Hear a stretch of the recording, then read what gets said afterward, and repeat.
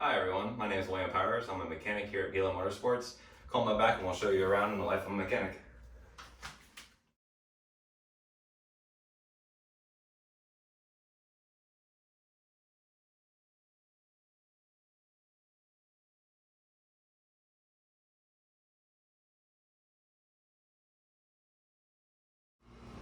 So as a mechanic, certain things we do here would be tires on a vehicle when they're bald, brakes, oil changes.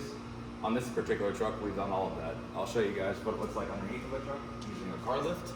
This makes our job way easier and helps us find things wrong underneath.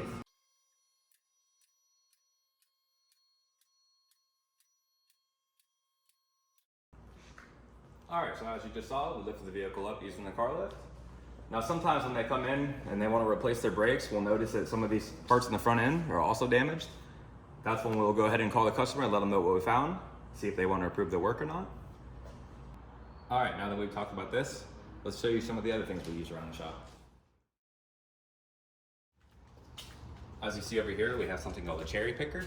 This just allows us to pick up an engine and pull it out of a vehicle so we can access it easier to work on it. Also, we have a forklift. This helps us move trucks around, helps us grab materials that get shipped to us. Also, we can pick up a motor with the forklift. It makes our job way easier. So as you see over here, this vehicle we've already removed the motor out of to make it easier to work on. We also work on things like this that don't need repair, but people want to do lift kits or bigger tires, bigger wheels, make them look better.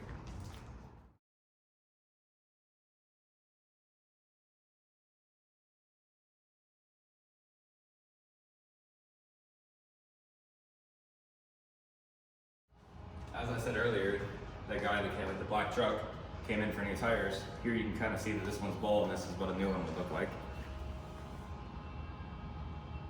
So as you just saw, that was a bald tire. These are the steps to replace a bald tire. First, you start off by breaking down the bead, and then we put it on the tire machine. We use that claw to help take off the tire, as you see right now. Most tires have a TPMS sensor if they're 2008 or newer. This one does. What the TPMS sensor does is it lets you know if your tire is low on air, so sometimes we have to replace that.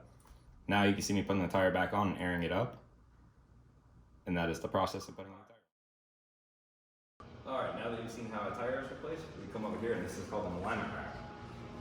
What we do is we drive the vehicle up on here once this is lowered down, and there's lasers that we connect to each wheel, lets us know where the tire is at. What the alignment rack does is ensure that the tire wears even all the way across. It doesn't premature wear over here, or in the middle. Alright, now that we talk about some of the tools in the shop, like the alignment machine, the tire rack, the forklift, let's talk about some of the tools that you're required to have as a mechanic. Most mechanics you'll see will always have some kind of socket set, wrenches. These are specialty tools, not every car is going to have these kind. You're also going to be needing wrenches. Every car is going to need some kind of wrench. Another thing you might see a mechanic use would be pliers. There's different kind. We got some specialty snap ring pliers over here. Another thing would be different kind of Phillips and flathead screwdrivers. There's picks and other accessories. Now that we talked about some of the tools we use here in the shop and some of the things we do, let me explain how you can become a mechanic. Some people can go to college or a trade school. Some people can just walk into a shop like me. I started here just sweeping and mopping the floors.